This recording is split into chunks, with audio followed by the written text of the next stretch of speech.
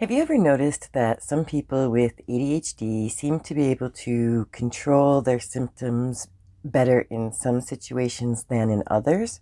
Sometimes it might even seem like they're two different people depending on situations. This is called masking, and it's something that people with ADHD and other neurodiverse brains learn to do at a very young age. Hey friends, welcome back. For those of you who are new here, my name is Kat, and this is Real Chat with Kat, where I get to talk about all things ADHD, mental health, PTSD, and so much more. Today we are talking about ADHD and masking, what it is, why we do it, and why it's detrimental. What is masking? When people with ADHD or other neurodiverse brains feel that they have to change their behaviors in order to fit in better with their families, their workplace, or their culture, this is called masking. People with ADHD and other neurodiversities tend to develop a mask, or maybe even more than one mask, to help them deal with different situations. This mask hides a more visible symptom of their ADHD that they may not want the people around them to notice. Why do we mask? We live in a world that is geared towards neurotypical brains, and any type of diversity from that is often and easily misunderstood. Because of that, people with ADHD may feel the need to adapt certain behaviors or change other behaviors or hide other behaviors in order to feel more accepted by those around them. The mask is developed as a survival tool, as a way to feel safe. This, in some cases, can often be seen also as a trauma response, as we learn at a young age that who we are is not acceptable. We learn to begin masking at a very young age as our parents and then teachers and other adults around us begin to tell us and show us that our behavior is not acceptable. Sit still. Quit fidgeting, look at me, stop talking so much. All of these things are examples of us being told that what our behaviors are not acceptable, and so we begin to develop a mask to hide those symptoms, at least in most situations. Our behaviors are taught to be right or wrong, and so when we are told that our behaviors are wrong, we begin to mask to avoid getting called out. Sometimes we're not even aware that we are doing it. First, we begin to develop masks because of our parents, and so that we can avoid being called out by our caregivers.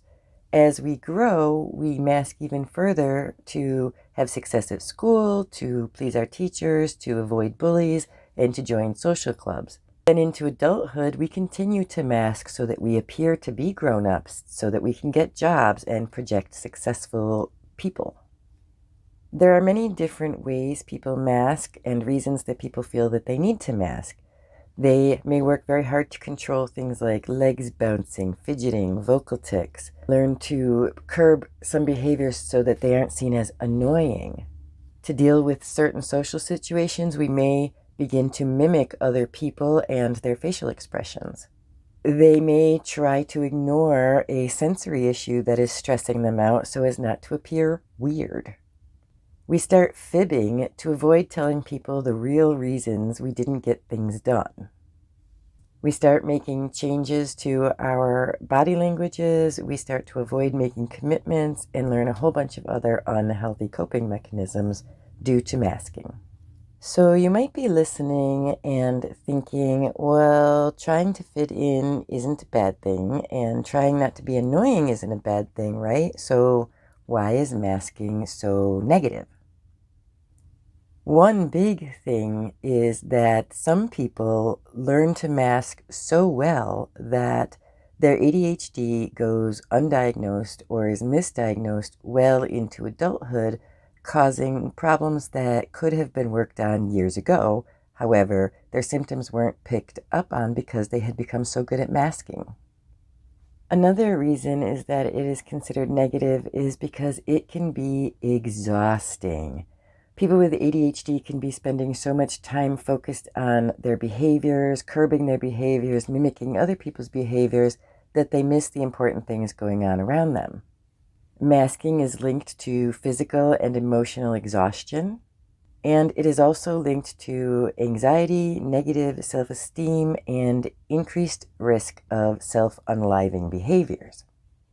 This also leads to the person with ADHD's family members and loved ones being confused and feeling like their loved one may be two different people, or feeling as if their loved one is putting on an act because they are able to hide their symptoms sometimes and not others.